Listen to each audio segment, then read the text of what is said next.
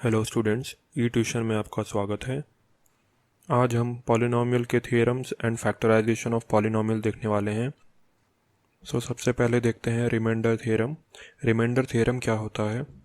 Let's say हमें polynomial 2x² plus 3x minus 1 दिया है, तो अगर हम इसे gx पॉलिनोमियल से डिवाइड करते हैं तो हमें क्या मिलेगा, क्या रिमाइंडर रहेगा? इसके लिए first of all consider gx equals to 0। gx equals to 0 करने के बाद हमें मिलेगा x equals to -2। Then put this x value in polynomial 1 px equals to 2x² plus 3x minus 1 में। px पॉलिनोमियल सॉल्व करने के बाद हमें रिमाइंडर मिलता है 1। This is the way of solving the question with the help of remainder theorem. ये दूसरे method से भी आपको प्रूफ करके दिखा देता हूँ मैं। Let's divide 2x² plus 3x minus 1 by x plus 2 by division method. I hope division method सबको आता होगा। सबसे पहले 2x लेंगे, तो 2x लेंगे तो 2x² प्लस 4x हो जाएगा। डिवाइड करने के बाद रिमाइंडर बचेगा -x माइनस 1। फिर -1 लेंगे, -x minus 2। Then final remainder बच रहा है 1। देखिए, रिमाइंडर थ्योरम से भी 1 आ रहा था, इससे भी 1 आ रहा था। रिमाइंडर थ्योरम का यही बेनिफिट है दैट हमें ये पूरा सॉल्व नहीं करना पड़ता है। And remainder theorem I think इससे ज़्यादा ईजी है, उससे आंसर जल्दी आ जाता है। इसमें मिस्टेक्स होने के चांसेस ज़्यादा रहते हैं because. Now let's solve another question. Find the remainder obtained on dividing px equals to x cube plus 1 by gx equals to x plus 1. So as we all know, we have to consider gx equals to 0. Then we'll get x equals to -1. After getting x equals to -1, we have to put the value in px polynomial. So finally, we got polynomial value as 0. Now let's move to factor theorem. According to factor theorem, अगर हम px को divide करते हैं x minus a से such that pa equals to 0, then x minus a will be the factor of px। अब इसका मतलब क्या होता है, हम एक एग्जांपल सॉल्व करके समझते हैं। Check whether x minus 3 is a factor of the polynomial. देखिए, ये थियरम भी थोड़ा सा रिमाइंडर थियरम जैसे ही है। हम रिमाइंडर थियरम में क्या करते थे, हमें दो पॉलिनोमियल दिए रहते थे px एंड gx, ठीक है। तो हम gx को कंसिडर करते थे इक्वल्स टू 0, उससे x की वैल्यू निकालते थे, फिर वो हम फर्स्ट पॉलिनोमियल में डाल देते थे, फिर जो बचता था वो रिमाइंडर रहता था। इसका भी वैसे ही प्रोसीजर है, बस जो हमारा आखिरी में रिमाइंडर आता है that remainder should be 0। If the remainder would be 0, then only this x minus 3 will be the factor of the polynomial. चलिए क्वेश्चन सॉल्व करते हैं, फिर आपको अच्छे से समझ जाएगा मैं क्या बोल रहा था। देखिए, x माइनस 3 को हमने 0 के साथ इक्वेट किया तो हमें x इक्वल्स टू 3 मिल गया। फिर ये x की वैल्यू हमने पॉलिनोमियल में पुट करी, तो पॉलिनोमियल की वैल्यू हमें क्या मिल गई है, 0 मिल गई है। 0 मिली है, इसलिए x minus 3 is the factor of the polynomial. I hope आपको दोनों थियरम समझ गए होंगे, factor theorem and remainder theorem. अब जो कॉन्सेप्ट हम देखने जा रहे हैं वो इस चैप्टर का सबसे इम्पॉर्टेंट कॉन्सेप्ट है, फैक्टराइजेशन ऑफ पॉलिनोमियल्स। ये आप अच्छे से समझिएगा बिकॉज ये आपको बहुत आगे तक काम में आने वाला है। सबसे पहले देखते हैं फैक्टराइजेशन ऑफ द पॉलिनोमियल होता क्या है। इसका मतलब होता है कि अगर हमें एक सिंगल पॉलिनोमियल दिया है तो उसे multiple factors of the polynomial में कन्वर्ट करो। एंड ये कन्वर्ट करने के कुछ मेथड्स होते हैं, लाइक बाय कॉमन फैक्टर। इसका मतलब कि पॉलिनोमियल में कुछ कॉमन फैक्टर्स रहेंगे, उनको कॉमन करके फैक्टराइज करना। Second, by using factor theorem. अभी हमने फैक्टर थियरम पढ़ा है, तो जब हम ये सॉल्व करेंगे तो आपको ईजिली समझ जाएगा। Third, by splitting the middle term. Fourth, by using identities. And identities से सॉल्व करने के लिए हमें आइडेंटिटीज़ पता होनी चाहिए। तो आगे हम देखेंगे कौन कौन सी एल्जेब्रिक आइडेंटिटीज़ हैं। सबसे पहला मेथड देखते हैं by common factor. Let's take an example. अभी ये पॉलिनोमियल देखिए, हमें पॉलिनोमियल में सिर्फ एक चीज़ ऑब्जर्व करनी है दैट इसमें कॉमन क्या है। देखिए, ये क्वेश्चन में क्या है, y प्लस एक्स कॉमन है, तो हम इसको अलग कर लेंगे। तो ये क्या हो जाएगा, 2x माइनस 3y एक हो जाएगा एंड दूसरा हो जाएगा y प्लस एक्स। एक और एग्जाम्पल देख लेते हैं। अभी ये एग्जांपल में देखिए कॉमन फैक्टर क्या है, a प्लस बी है, तो a प्लस बी को अलग कर लेंगे हम और 2 माइनस 3 एक हो जाएगा। तो ऐसे बाय कॉमन फैक्टर से हम करते हैं फैक्टराइजेशन ऑफ पॉलिनोमियल। अब सेकंड मेथड की ओर बढ़ते हैं बाय यूजिंग फैक्टर थियरम। देखिए, इस मेथड में सबसे पहले अपने को जो हाईएस्ट पावर का वेरिएबल रहता है उसका कोएफिशिएंट रहता है, उसको 1 करना रहता है। तो इधर हाईएस्ट पावर वाला कौन सा, एक्स क्यूब है, तो उसका कोएफिशिएंट जो है वो तो पहले से ही 1 है, ठीक है। अब इसमें जो कांस्टेंट है, कांस्टेंट क्या है, 10 है, तो 10 के हमें फैक्टर्स निकालने हैं। 10 के फैक्टर्स कौन कौन से हो सकते हैं, देखिए सबसे पहले हो सकता है +-1, सेकंड +-2, फिर +-5। इसके अलावा तो कोई फैक्टर है नहीं 10 का। अब हमें हर वैल्यू पॉलिनॉमियल में पुट करके ये देखना है कि ये उसका फैक्टर है कि नहीं है। अगर पॉलिनॉमियल की वैल्यू 0 आती है मतलब ये उसका फैक्टर है। तो सबसे पहले स्टार्ट करते हैं +1 से। +1 जब हम पॉलिनॉमियल में पुट करेंगे तो हमारा आंसर आ रहा है 0, मतलब x-1 is a factor of polynomial. अब नेक्स्ट वैल्यू लेते हैं -1। -1 जब हम पुट करते हैं तब हमारा पॉलिनॉमियल 22 आ रहा है, which means that x+1 is not a factor of polynomial. अब वैल्यू 2 पुट करते हैं तो हमारा पॉलिनॉमियल का फाइनल आंसर क्या आ रहा है -2, which means this is also not a factor of polynomial. Now let's put -2। -2 जब हम पुट करते हैं तो पॉलिनॉमियल सॉल्व करने के बाद भी 0 नहीं आ रहा है, 0 नहीं आ रहा है, which means this is also not a factor of polynomial. तो ऐसे हमें सारे वैल्यूज पुट करने हैं जितने भी इसके फैक्टर्स थे। अभी जो 2 बचे हुए हैं +5 एंड -5, वो फैक्टर्स भी हम पुट करके देख लेते हैं कि फैक्टर है कि नहीं है वो इस पॉलिनॉमियल के। जब हम +5 पॉलिनॉमियल में पुट करते हैं तो पॉलिनॉमियल की वैल्यू 100 आ रही है, which means this is also not a factor of this polynomial. -5 put करने के बाद भी 0 नहीं आ रहा है पॉलिनॉमियल की value, this is also not a factor of polynomial. अब इससे हमारा कंक्लूजन क्या निकलता है कि इस पॉलिनॉमियल का फैक्टर एक ही है जो है +1। +1 के अलावा एक भी उसका फैक्टर नहीं है। ओके, आई होप आपको फैक्टर थ्योरम मेथड से फैक्टराइजेशन ऑफ पॉलिनॉमियल कैसे करते हैं वो समझ गया होगा। Now let's move to another method which is by splitting middle term. अभी बच्चों ये वाले मेथड को ज़रा ध्यान से देखना, बिकॉज ये मेथड है तो वैसे बहुत ईजी, बट बच्चे इस वाले मेथड में बहुत कन्फ्यूज़ हो जाते हैं। तो चलिए एक एग्जाम्पल के थ्रू सॉल्व करते हैं। Let's imagine that we are having a polynomial which is 2x² + x - 1। तो हमें करना क्या है, इसमें जो इसका फर्स्ट एलिमेंट और थर्ड एलिमेंट है 2 and 1, उनके फैक्टर्स निकालने हैं। तो 2 and 1 के फैक्टर्स क्या है, सिर्फ 2 ही फैक्टर्स हैं उनके, एक है 2 एंड एक दूसरा है 1। फिर उसके बाद इसका जो मिडल टर्म है पॉलिनॉमियल का x, उसको हमें ऐसे स्प्लिट करना है ताकि जो इनके फैक्टर्स मिले हमें 2 and 1 वो मिडल टर्म का सम रहे। तो देखिए सेकंड स्टेप में हमने क्या किया है, first element and last element वैसे रहने दिया, 2x² एंड -1 वैसे रहने दिया। मिडल टर्म है उसको हमने स्प्लिट कर दिया। स्प्लिट कैसे किया है, 2x एंड दूसरा रखा है -x।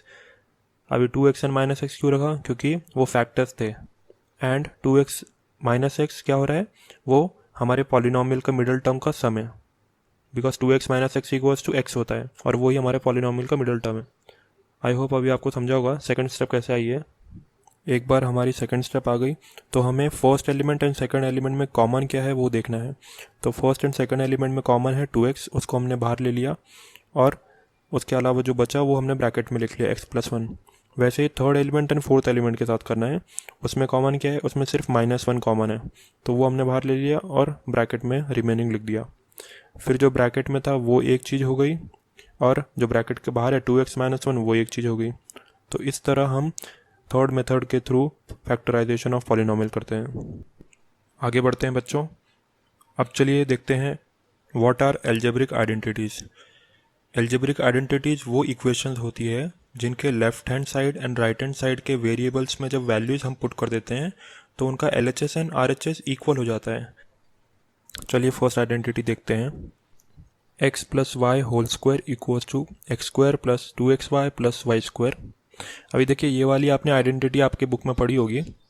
तो अगर इस आइडेंटिटी के x variable and y variable की आप कोई वैल्यू पकड़ते हैं, suppose x = 1 and y = 2, and आप वो वैल्यू LHS एंड RHS दोनों साइड पुट करते हैं तो इसका LHS = RHS हो जाएगा।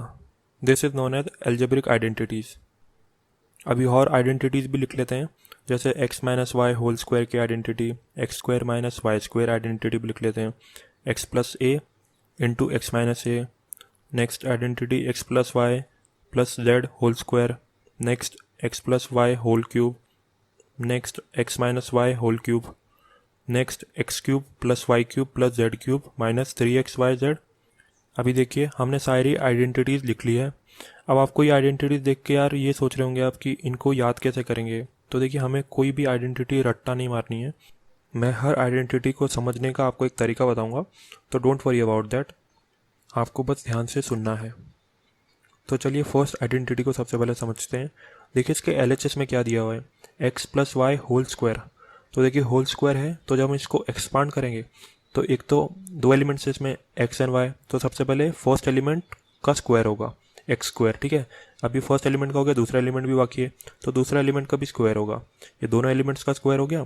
फिर अंदर के जो दोनों एलिमेंट है वो एक साथ मल्टीप्लाई हो जाएंगे, और एक साथ मल्टीप्लाई हो जाएंगे, और जो पावर है, पावर क्या है, 2 है, तो पावर उनके साथ भी मल्टीप्लाई हो जाएगी। मतलब क्या हो गया, 2xy हो गया। तो ऐसे हमारी इसका RHS बन जाएगा x square plus y square plus 2xy। I hope आपको समझा होगा। अभी सेकेंड आइडेंटिटी की तरफ बढ़ते हैं। सेकेंड आइडेंटिटी में भी सेम चीज़ होती है, बस इसमें देखिए सेकेंड एलिमेंट क्या है, -y है। पहले उसमें क्या था, +y था। तो -y का जब स्क्वायर होगा तो वो तो पॉजिटिव ही हो जाएगा।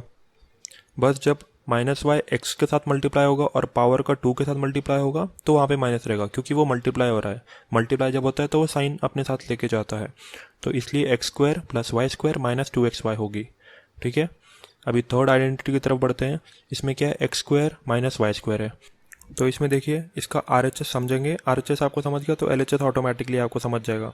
इसके RHS में क्या है, एक्स प्लस वाई, दूसरे ब्रैकेट में एक्स माइनस वाई। तो जब पहले ब्रैकेट का पहला नंबर दूसरे ब्रैकेट के पहले नंबर से मल्टीप्लाई होगा, मतलब x इंटू एक्स, तो वो क्या हो जाएगा, एक्स स्क्वायर। फिर पहले ब्रैकेट का पहला नंबर मल्टीप्लाई होगा दूसरे ब्रैकेट के दूसरे नंबर से, क्या होगा वो, -xy हो जाएगा, ठीक है। फिर पहले ब्रैकेट का दूसरा नंबर मल्टीप्लाई होगा दूसरे ब्रैकेट से पहले नंबर से, तो वो क्या हो जाएगा, xy हो जाएगा, positive xy।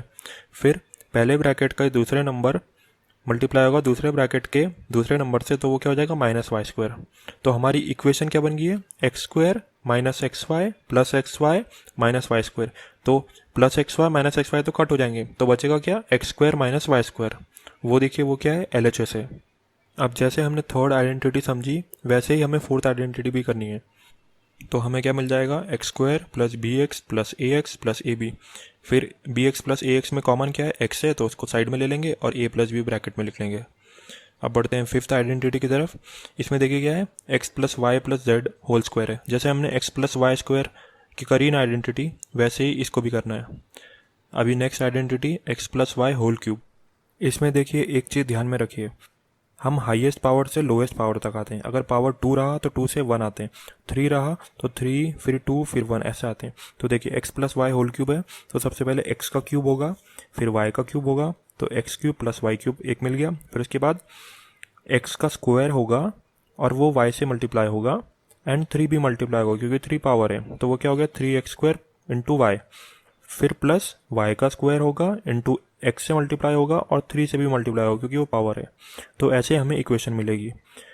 Same next identity में करना है, बस इसमें क्या है, माइनस साइन है। माइनस साइन किस पे, वाई पे। तो माइनस वाई जब मल्टीप्लाई होगा एक्स स्क्वायर इंटू 3 से, तो तभी वो माइनस साइन आएगी। उसके अलावा जब आप माइनस वाई का क्यूब करेंगे तो उसकी भी वैल्यू माइनस वाई क्यूब आएगी, क्योंकि ऊपर का पावर क्या है, वो एक ऑड नंबर है। अब जो लास्ट आइडेंटिटी है उसको भी वैसे ही सॉल्व करना है, बस उसका RHS जो है, RHS को सिंप्लीफाई करेंगे आप तो LHS मिल जाएगा। सो आई होप आपको सारे आइडेंटिटीज समझे होंगे कैसे आए। चलिए कुछ क्वेश्चंस करते हैं। Find the product of this identity. अभी देखिए ये आइडेंटिटी को आप ध्यान से देखेंगे तो ये हमारे एक एल्जेब्रिक आइडेंटिटी का फॉर्म है, एक्स प्लस ए इंटू एक्स प्लस बी। आपको कुछ नहीं करना है, सिर्फ ए की वैल्यू 3 पकड़नी है, बी की वैल्यू 3 पकड़नी है और RHS में पुट कर देनी है। तो जो सॉल्व होके आएगा वो वाला अपना प्रोडक्ट रहेगा आइडेंटिटी का। चलिए नेक्स्ट क्वेश्चन की तरफ बढ़ते हैं। Evaluate 105 into 106 without multiplying identity. अभी देखिए आप इसको मल्टीप्लाई करके सॉल्व कर लेते थे तो बहुत जल्दी आ जाता था, बट अभी इधर मेंशन किया उन्होंने विदाउट मल्टीप्लाइंग आइडेंटिटी, तो हमको इसको स्प्लिट करना है। 105 को 100 प्लस 5 कर देते हैं और दूसरे एलिमेंट को 100 प्लस 6 कर देते हैं। आप कुछ और भी कर सकते हैं, आप ये भी कर सकते हैं 99 प्लस 6, 99 प्लस 7, आपकी मर्जी है वो। बस हमें जो एल्जेब्रिक आइडेंटिटीज हमारी, उनमें से कोई एक आइडेंटिटी के फॉर्म में लाना है। तो ये कौन से आइडेंटिटी के फॉर्म में आ सकता है, वो है एक्स प्लस ए इंटू एक्स प्लस बी। अभी एक्स को 100 पकड़ लीजिए, ए को 5 पकड़ लीजिए, बी को 6 पकड़ लीजिए। तो आप ऐसे सॉल्व करेंगे तो आपका आंसर आ जाएगा।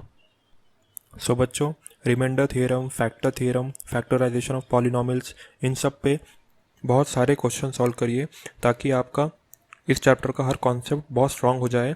एंड अगर आप चाहते हैं कि मैं इस चैप्टर पे और क्वेश्चंस न्यूमेरिकल सॉल्व करके पोस्ट करूं तो आप कमेंट बॉक्स पे कमेंट करिए। एंड अगर आपको वीडियो पसंद आई तो आप वीडियो लाइक कर दीजिए चैनल सब्सक्राइब कर दीजिए and don't forget to hit the bell icon so that future में जैसे ही कोई न्यू वीडियो मेरी पोस्ट हो तो सबसे पहले आपको नोटिफिकेशन आए।